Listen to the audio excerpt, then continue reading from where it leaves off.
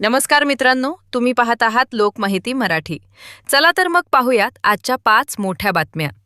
पहिली मोठी बातमी राजकारणातून येत आहे.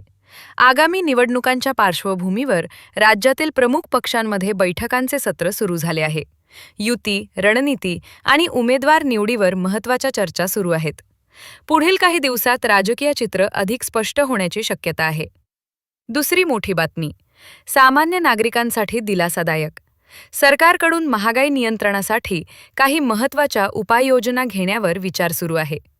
इंधन, जीवनावश्यक वस्तू आणि दररोजच्या खर्चावर याचा परिणाम होऊ शकतो, अशी माहिती समोर येत आहे. तिसरी मोठी बातमी बँकिंग आणि UPI वापरकर्त्यांसाठी.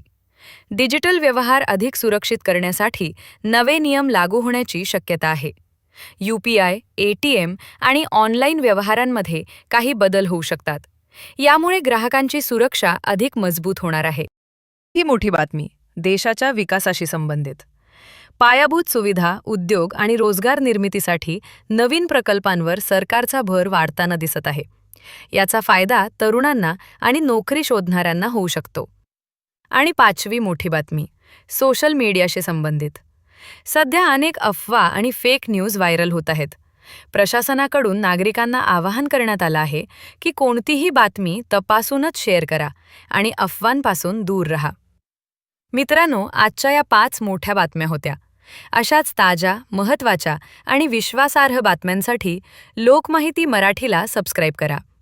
व्हिडिओ आवडला असेल तर लाईक करा आणि शेअर करायला विसरू नका. धन्यवाद.